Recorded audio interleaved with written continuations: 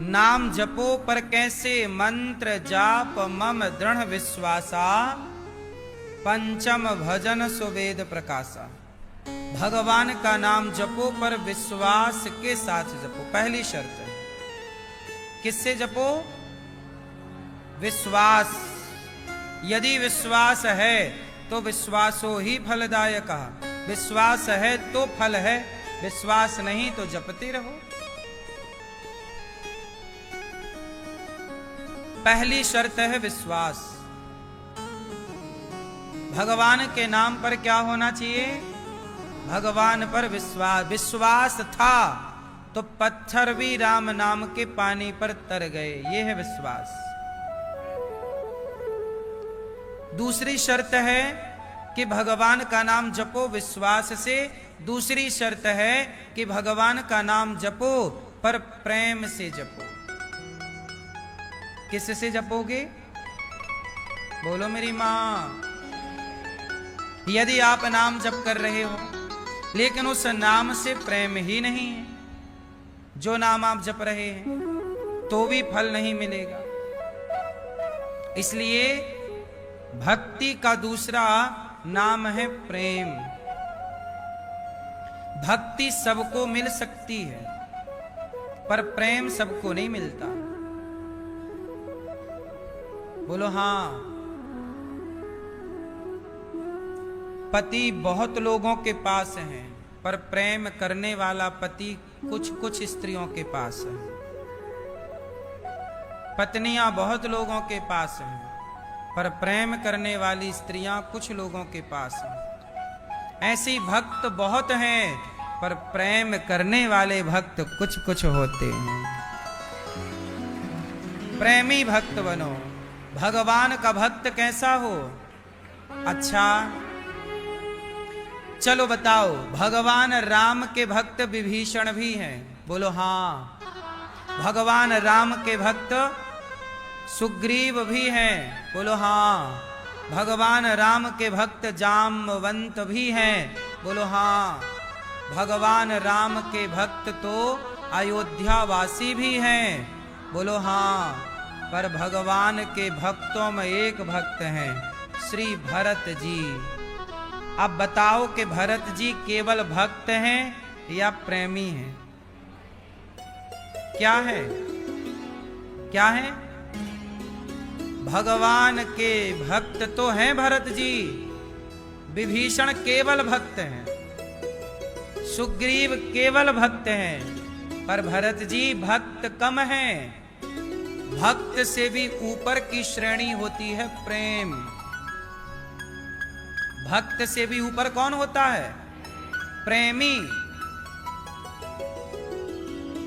इसलिए भरत जी प्रेमी भक्त हैं, प्रेम करते हैं राम से। इतना प्रेम करते हैं, इतना प्रेम करते हैं कि अपने भैया राम के लिए प्रेम की खातिर अयोध्या का सिंहासन छोड़ दिया और मैया को मैया कहना छोड़ दिया। कैकई कितनी बढ़िया है, अपने बेटे के लिए कितनी बढ़िया प्लानिंग कर रही है। ऐसी माँ भी तो होनी चाहिए जो अपने बेटे का रास्ता साफ कर दे।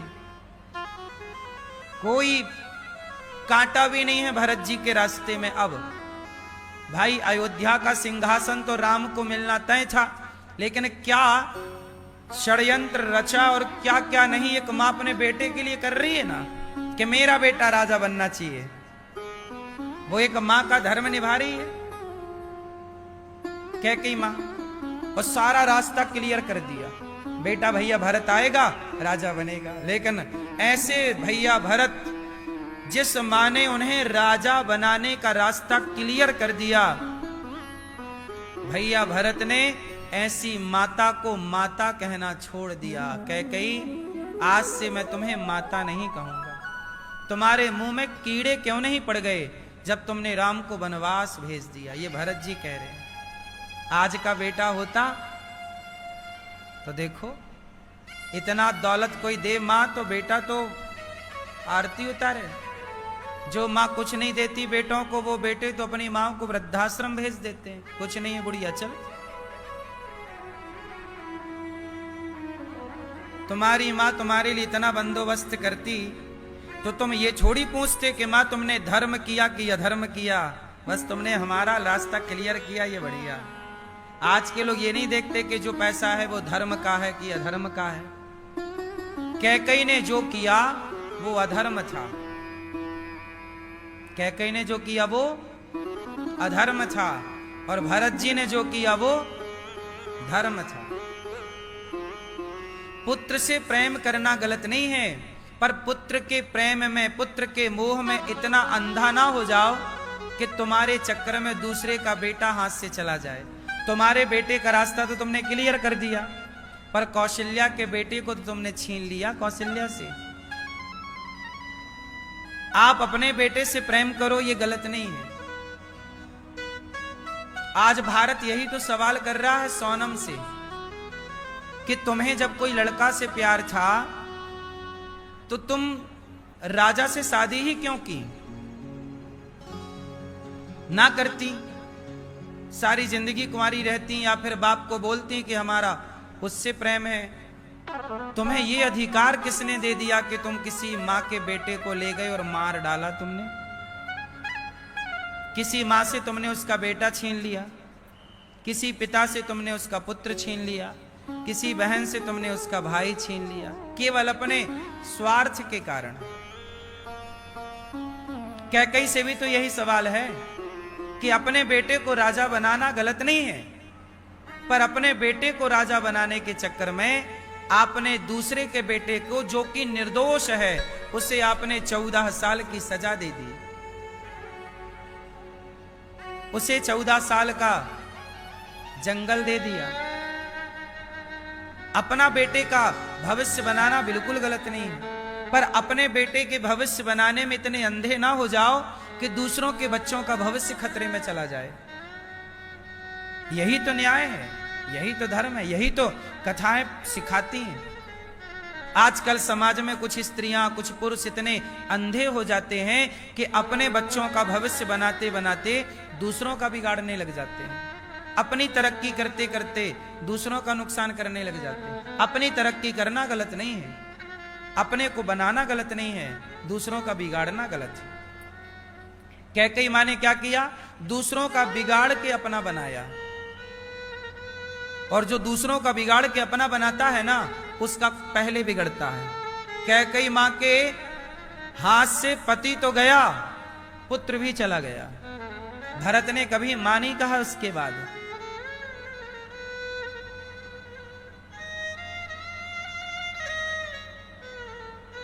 वही कैकई गिड़गिड़ाई, राम क्षमा कर दो हमें, राम क्षमा कर दो। भरत तो हमारी तरफ देखता नहीं है, राम हम तो बिना पुत्र की हो गई। राम तुम एक बार हमें मां कह दो। तरस गए कान, भरत ने कभी मां नहीं कहा तब से, जब से तुम वनवास आए। कान तरस गए, एक बार राम तुम मां कह दो। तब राम जी कहते मां। तो इसलिए जब चित्रकूट आई कैकई, तो राम जी सबसे पहले कौशल्या मैया से नहीं मिले, पहले राम कैकई माता से मिले, क्योंकि राम को पता चल गया कि भरत ने कैकई का त्याग कर दिया, तो वो माँ तो बिल्कुल अनाथ सी हो जाएगी। तो राम ने अपना प्यार दिया। माँ कैकई बोली राम क्षमा कर दो। राम बोले माँ कैसी बात कर रही हो, आपने तो कोई अपराध ही नहीं किया, आपने तो एक अपनी माँ का धर्म निभाया है। कैकई बोली राम मैं अपराधी हूं, मेरे कारण तुम जंगल में दर दर की ठोकर खा रहे हो। राम बोले माँ ऐसा ना कहो, ये मेरे भाग्य का दुख था तो विधाता ने तुम्हारे द्वारा दिला दिया। लिखा किस्मत का, लिखा किस्मत में मिटता नहीं मिटाने से, लिखा किस्मत में मिटता नहीं मिटाने से, बस समय को काट लो भैया किसी बहाने से। ये तो समय काटना पड़ता है, वरना जो लिखा है वो तो भोगना है। कैकई माँ आप ये मत कहो, ये तो मेरे भाग्य का दुख था तो मैं भोग रहा हूं। पर राम खुश हैं। कैकई मैया बोली ना राम मुझे अच्छा नहीं लग रहा है, बेटा मुझे माफ कर दो।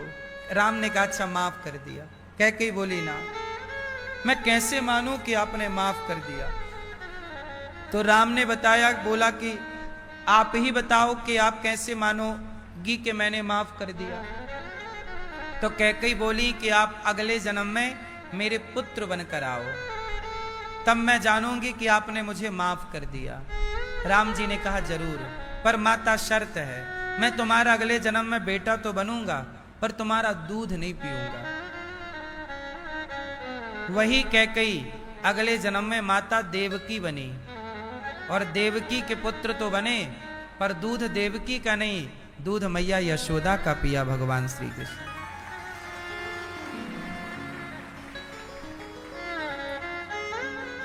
देवकी मां का दूध नहीं पिया, जन्म लेते ही चले गए ना वसुदेव जी लेकर।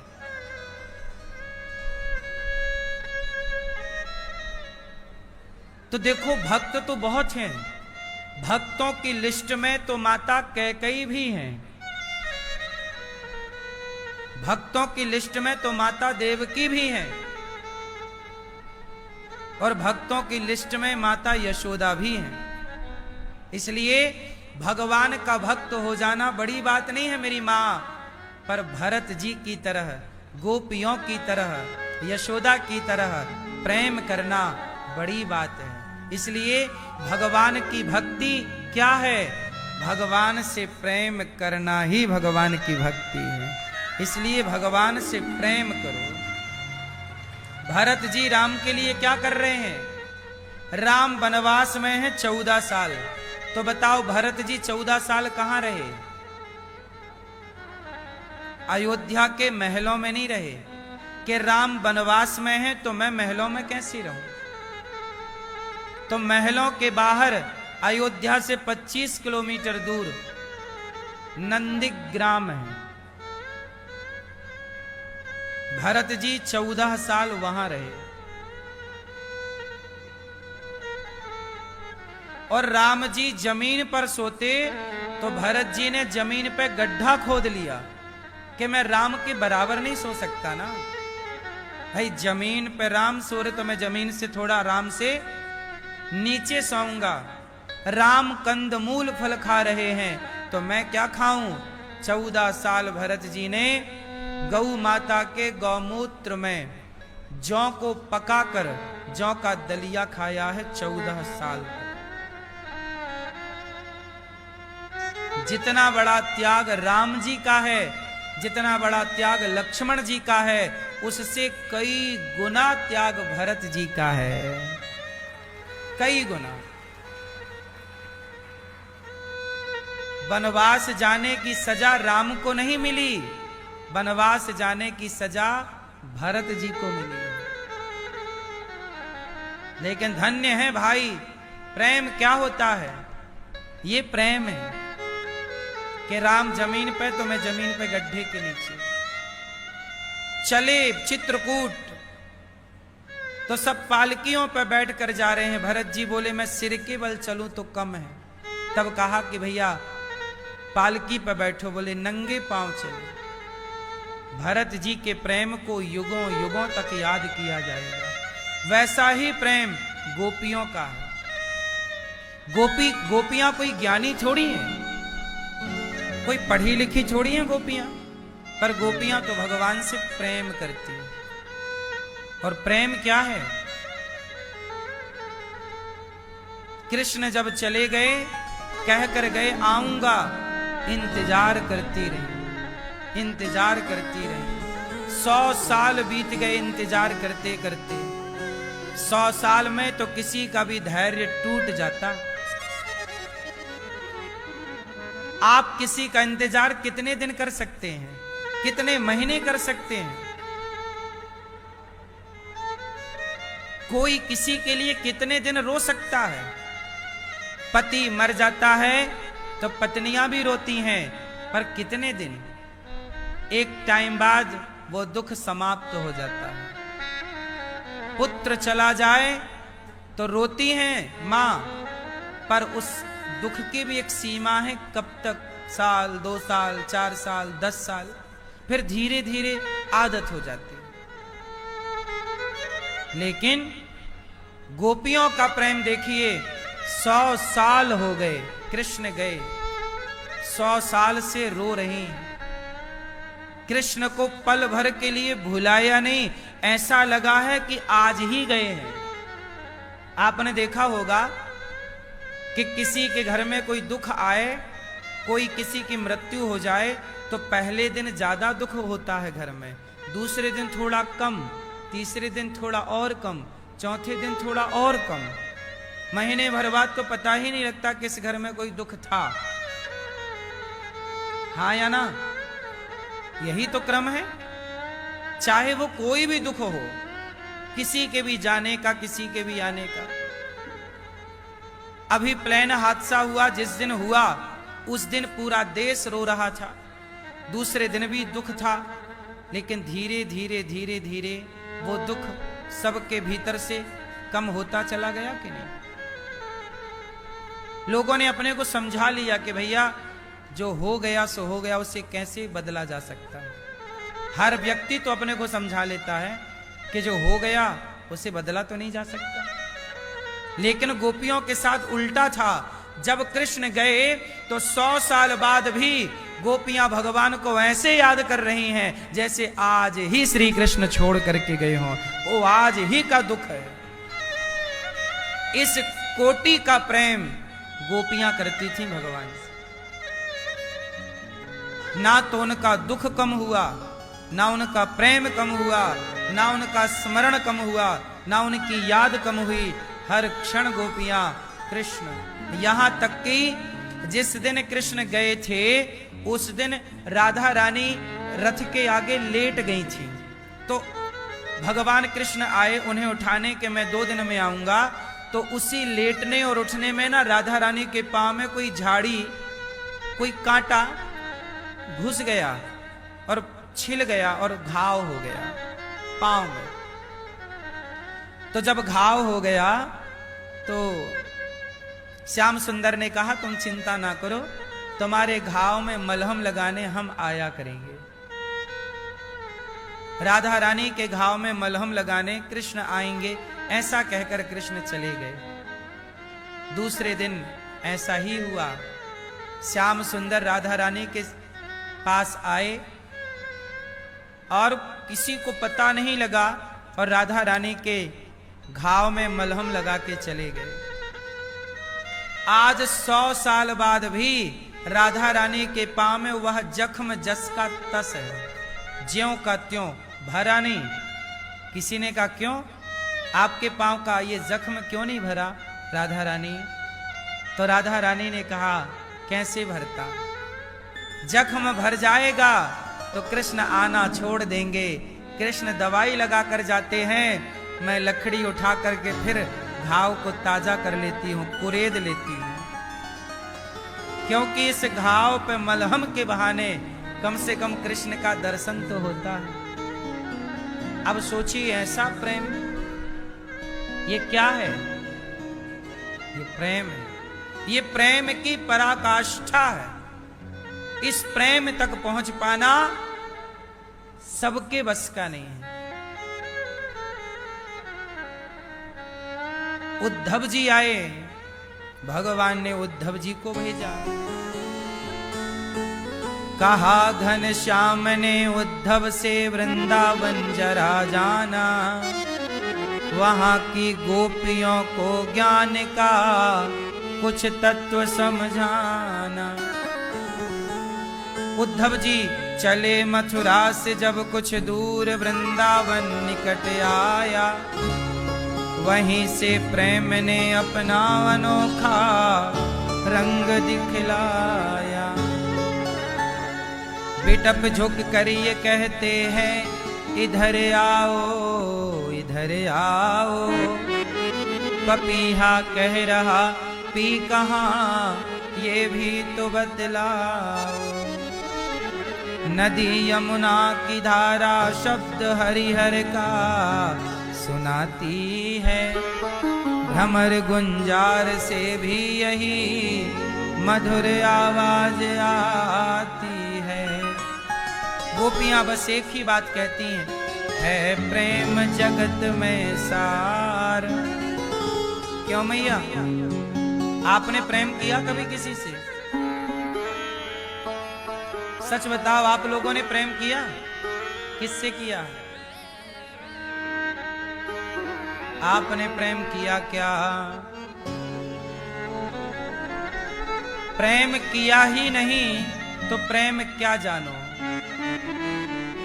प्रेम किया होता तो प्रेम को जानते। लेकिन एक बात और है कि प्रेम करना चाहिए, पर किसी लड़की किसी लड़के से नहीं, क्योंकि यदि किसी लड़की और किसी लड़के से प्रेम हुआ तो उस प्रेम में संसार का स्वार्थ आ जाएगा और होगा ही होगा। यदि तुम किसी लड़की और लड़के से प्रेम करते हो तो उस प्रेम के बदले तुम्हें मिलेगा क्या? एक दूसरे का शरीर, केवल चमड़ी। क्या प्रेम चमड़ी दिलाता है? मीराबाई के प्रेम ने तो गिरधर गोपाल को लाकर खड़ा कर दिया, प्रहलाद के प्रेम ने तो खंबे से भगवान को खड़ा कर दिया। जब जगत का पालनहार प्रेम से रीझ सकता है तो वो प्रेम हम संसार के स्त्री पुरुष में क्यों बांटें? जिस प्रेम से परम पिता परमात्मा मिल सकता है, उस प्रेम से हम शरीर को चाहकर क्या करेंगे किसी स्त्री या किसी पुरुष के? संसार का सुख तो बिना प्रेम के भी मिल सकता है। बोलो, एक वैश्या होती है, उसके पास आप जाएंगे, 1000, 2000, 100, 200 रुपए लेगी और आपको आपके सामने अपने आप को परोस देगी। वो आपसे प्रेम नहीं कर रही है, याद रखिएगा, और ना आप उससे प्रेम कर रहे हैं, लेकिन बिना प्रेम के फिर भी तो आपको शरीर का सुख मिल ही रहा है, शरीर का सुख ही लेना है, तो उसके लिए प्रेम की जरूरत क्या है? 1000, 2000 में मिल जाएगा। ये बात स्त्रियों के लिए भी है कि तुम्हें बाजार में पुरुष भी मिल जाएगा 1000, 2000 में। जब 1000, 2000 में सुख मिल सकता है तो प्रेम क्यों करना? इसलिए प्रेम संसार के सुख के लिए नहीं होता कि मैं प्रेम आपसे इसलिए करूं या आप मेरे से इसलिए करें कि हम संसार का सुख दे सकें या ले सकें। प्रेम सुख देने के लिए नहीं, प्रेम तो भगवान को दिलाने के लिए होता है, ईश्वर को लाकर खड़ा कर सकता है। प्रेम बड़ी चीज है, प्रेम भगवान को सामने कर सकता है। वो भगवान जो सृष्टि को चुटकी में बनाते हैं, जिसने संसार रचा है, वो परमात्मा सामने आकर खड़ा हो सकता है। किससे? प्रेम से। इसलिए मेरी मां, प्रेम संसार के लोगों में खर्च ना करो। संसार से प्रेम करने की जरूरत नहीं है। फिर आप कहेंगे कि गुरुजी, यदि प्रेम संसार के लोगों से ना करें तो फिर पति और पत्नी और बेटे से तो प्रेम करना ही पड़ता है। माँ प्यार करती है ना बेटे से, प्रेम करती है। पति भी प्रेम करता है पत्नी से और पत्नियां भी प्रेम करती हैं पति से। तो क्या ये प्रेम झूठा है? हाँ, सच बताओ, पति और पत्नी के बीच में प्रेम होता है कि स्वार्थ होता है? सच्ची बताओ, सब लोग बताओ, पति पत्नी के बीच में प्रेम है या स्वार्थ है? जोर से बोलो। प्रेम होता है तो पत्नी के मर जाने के बाद दूसरी क्यों आकर खड़ी हो जाती है? इसका मतलब यह हुआ कि जिन रिश्तों में आप कहते हो कि हम इससे प्यार करते हैं, एक्चुअली वो प्यार है ही नहीं, वो अटैचमेंट है, आपका लगाव। उस अटैचमेंट को, उस लगाव को आप लोग कहते हैं लव, प्यार। ये प्यार नहीं है। प्यार की परिभाषा पूछ लूं आप लोगों से, तो आप बता ना पाओगे। प्रेम किसे कहते हैं आप बता दो, यदि प्रेम करते हो तो। यहां तक कि संसार के हर रिश्ते में स्वार्थ है। बिना स्वार्थ का एक रिश्ता होए तो आप मुझे बता दो, कौन सा रिश्ता है जिसमें स्वार्थ नहीं है, बताओ। मां बेटे का, जो बेटा कमा कमा के देता है मां उससे ज्यादा प्यार करती है। नहीं कमा के दे तो मां भी कहती है चल निठल्ला घर में बैठा रहता, कुछ काम धाम नहीं करता। बोलो हां कि ना। कोई भी प्रेम, कोई भी रिश्ता आप बता दो जिसमें स्वार्थ ना हो। हर रिश्ते के पीछे एक स्वार्थ है, और केवल स्वार्थ है, उस स्वार्थ को आप लोगों ने प्यार मान लिया। ये प्यार है, मैं प्यार करती हूं, प्यार करता हूं। ये प्यार नहीं है, ये स्वार्थ है। अब आपने ही स्वार्थ को प्यार समझ लिया, इसमें हमारी क्या गलती है? अब बताओ, ये जो लड़के लड़कियां आजकल पढ़ने जाते हैं और फिर समुद्र के किनारे चिपके रहते हैं, ये बताओ, ये लड़का लड़की ये पढ़ने जो गए हैं, ये कहते हैं इस लड़की से हम प्यार करते हैं, इस लड़के से हम प्यार करते हैं। बताओ क्या ये प्यार है?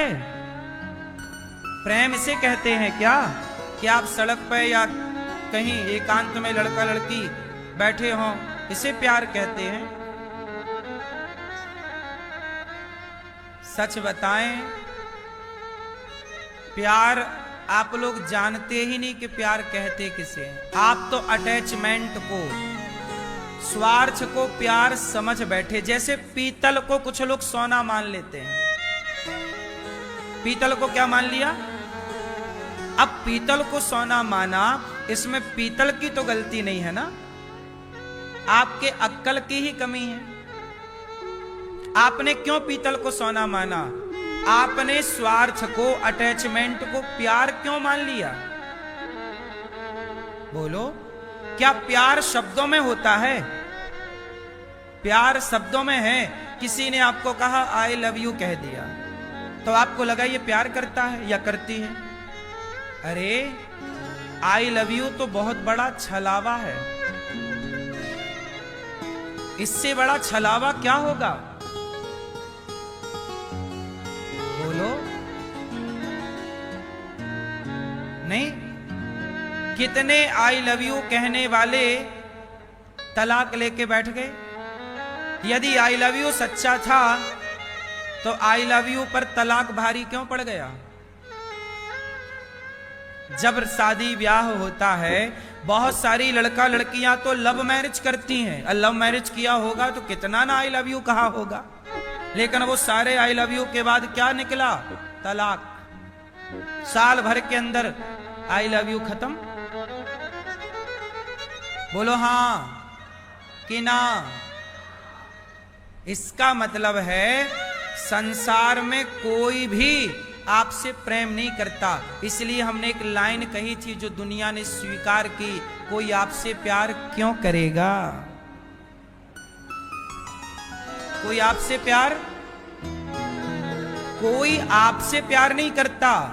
सब लोग आपके या तो शरीर से प्यार करते हैं, या तो आपकी काबिलियत से प्यार करते हैं, या तो आपकी कामयाबी से प्यार करते हैं। आप सफल हैं, कामयाब हैं, पैसे वाले हैं, तो आपको 1000 लोग आई लव यू कहने वाले मिल जाएंगे। और आप असफल हैं, आप असफल हैं, तो आपको कोई भी आई लव यू कहने वाला नहीं मिलेगा। कोई आपको आई लव यू क्यों कहेगा?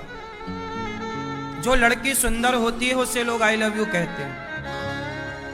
मजदूरी करने वाली एक लड़की है बिल्कुल काली कलूटी, उसे तो कोई आई लव यू नहीं कह रहा है। एक लड़का है, सफल है, बड़े बाप का बेटा, उसे बहुत लड़कियां आई लव यू कह रही हैं। पर बहुत सारे लड़के हैं 40-40 साल के हो गए, शादी नहीं हो रही है, एक बार भी किसी ने आई लव यू नहीं कहा।